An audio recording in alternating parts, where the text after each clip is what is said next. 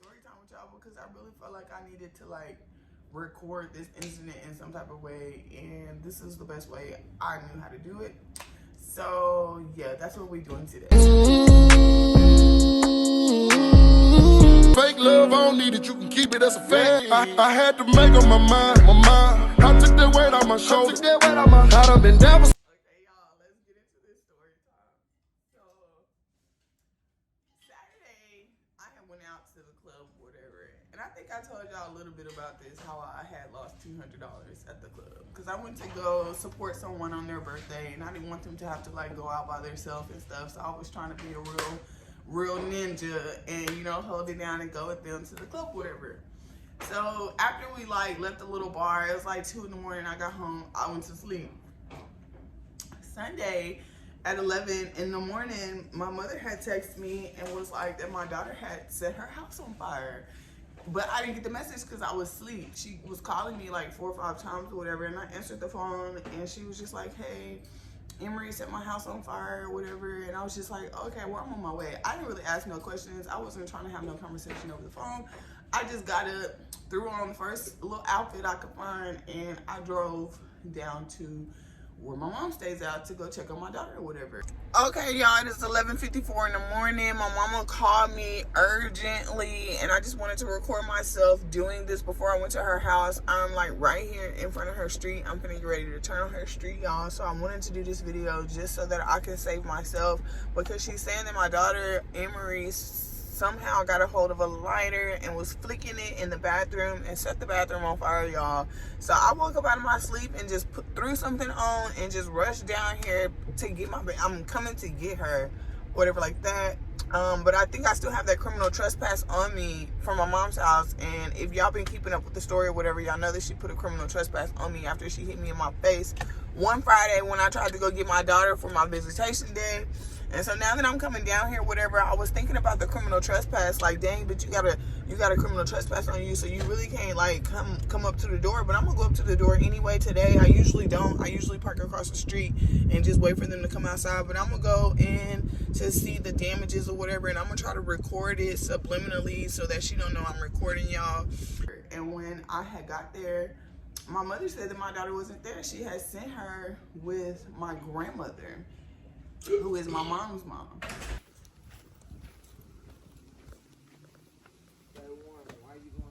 My bad.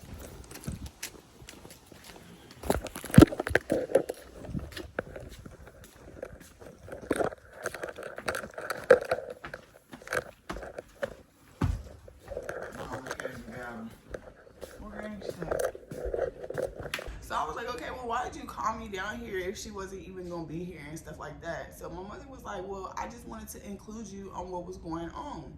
So I was like, okay, well, if you wanted to include me, you know, my next thing to do would be to go get my daughter, because it was Sunday and they don't have school. They didn't have school yesterday on Monday, so I could have had her Monday and then just took her back or whatever. But when I had got over there, like, she wasn't there in order for me to get her. So like me and my mom, we had like a little small conversation, and it, you know, it didn't really get out of hand. We were kind of talking cordially about everything that had happened, you know, since she gained custody of my daughter or whatever. And she was just basically like bringing up old stuff from like 2009 and like 2013 and stuff like that. It just really didn't seem important for me to be sitting in her kitchen talking to her about old stuff, when the whole point of me being down at your house was you said that my daughter started a house fire or a bathroom. Well, when I got there, it wasn't even a house fire, y'all. She had exaggerated the situation. My daughter had set the bathroom on fire, and she was locked in the bathroom by herself with the fire. And so my mother said that she was asleep during this time that this was happening, and her boyfriend had came home and smelled fire and ran to the bathroom and found my daughter in the bathroom or whatever like that. My mother didn't call the police or take my daughter to the hospital to see if she had, you know, inhaled any smoke or if it was anything wrong with her lungs or whatever. And so like when I had left my mother's house, she had called me like 4 different times trying to get me to come back, because she said that she wanted to finish the conversation we had. what we were having. And so I was just like, you know, I'm not interested in that because I feel like it's going to turn into something more that it doesn't need to be. And so I'm just going to leave because Emery not here. You know, there's really no reason for me to be over here. And plus the criminal trespass, y'all got the criminal trespass. So I really wasn't even supposed to be in her front yard, let alone in her house, period. Like, if she would have took a picture of me and sent it to the police, like, I could have got in trouble for, like, violating my criminal trespass, you know? So I felt like that was another good reason for me to leave.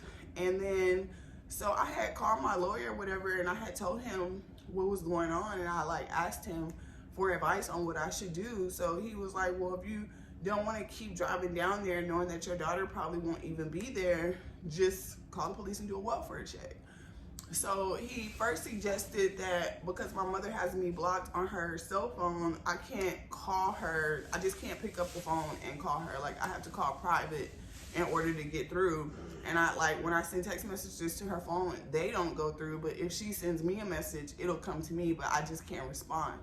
So I let my lawyer know that. And then he was like, well, you should just send her an email because there's no way you can block emails. Like, there's just no way she's not going to get the email.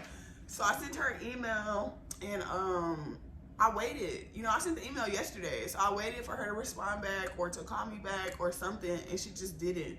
And so I've been sitting over here worried, you know, wondering about my baby, if she okay. So this morning when I woke up, I called the police department for them to go by my mom's house to do a welfare check on my daughter because I didn't get to see her when I went over there, and I really hadn't seen her, period. And so my mother had called me at 7:30 yelling at me, talking about why did I send the police to her house. And I was just like, well, I sent them because I was worried about Emery. Like, when I came and talked to you on Sunday, she wasn't at home. You had sent her away. But I guess the police might have been in there or something. I don't know if she had me on speakerphone or something. But she was trying to get on me like, you just seen Emery when you came over here, you know she fine. And I'm like, no, I don't. I didn't get to see her when I came over there because you had sent her away. So, but just know that we have a plan, okay? So I just wanted to, like, let y'all know that part. And I was like, bitch, you better start getting smart and vlogging this shit instead of, you know, because you got a whole channel. That's what it's for. So that's what I'm doing right now. So you guys, after the police had went by there or whatever, she had called me like, why you send them over here? And, you know, I was like telling her I was worried about my baby or whatever. She was like, well, you just seen her when you came over here. I said, girl, don't be trying to lie because them laws over there, I did not see her. I have not seen her. I have not seen my baby face to face to make sure she was okay. Now my mother has cussed me out, y'all, and told me that's okay. I see you in court. She ain't coming over there no more. And I just be trying to figure out, like, what I be doing wrong, y'all. Like, all I be trying to do is make sure my baby okay. Like, she was in a bathroom fire, and you called me saying that you was trying to include me on what she was doing down there at your house, and I came. And it's like the text message she sent me after I left, y'all. She was calling me selfish, saying that I'm all about my past. I don't know. I'm going to read the back. If I could get it up here, I'm going to show y'all. But she was basically just telling me F me, and that I'm selfish, and that we needed to sit down together as mother and daughter and talk to my daughter because she's 12. But I'm like, okay, we could have did that if you wouldn't have sent her away to your mother's house because you felt some type of way about her setting a fire in your bathroom. Like, I don't know. I just want to be here for my baby, y'all. That's all. That's all. I don't want no drama with nobody. I don't want to be arguing with nobody about my baby. Like, you know, it's just like this whole entire time that she's had her argument is that I'm unfit.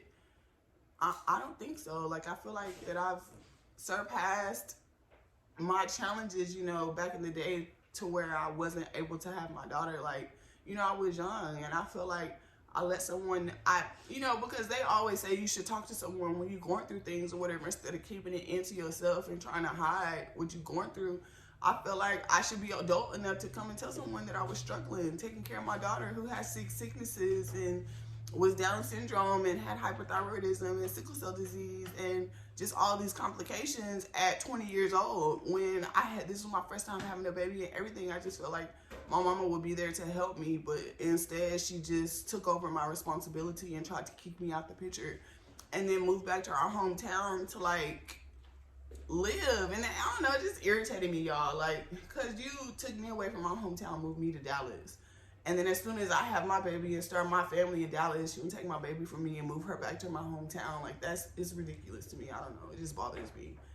And she's not even that far away now because I moved closer to her. But before, when I stayed in South Dallas, I was so far away from her. Like, and I moved here to where I am now so that I could have higher opportunities for me and my kids. And it's just where I live. Like, it's really a great city. They have lots of programs and services for my children, and I just want them to be able to experience that together as siblings, as sisters. I just want them to be together.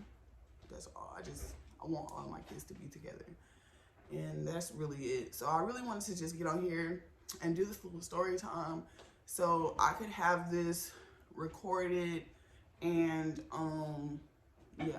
That's really the thing. I just wanted it to be recorded. Well, anyways, that's all I have for you guys today. Thank you so much for tuning in with me on this story time, and I will see you guys in the next video. So long, sleeping from sofa to sofa. Now I'ma step on these little bitty bitches in some brand new Gucci loafers. Gucci walking. I got tired of eating Big Mama's chicken. Now it's business when I walk.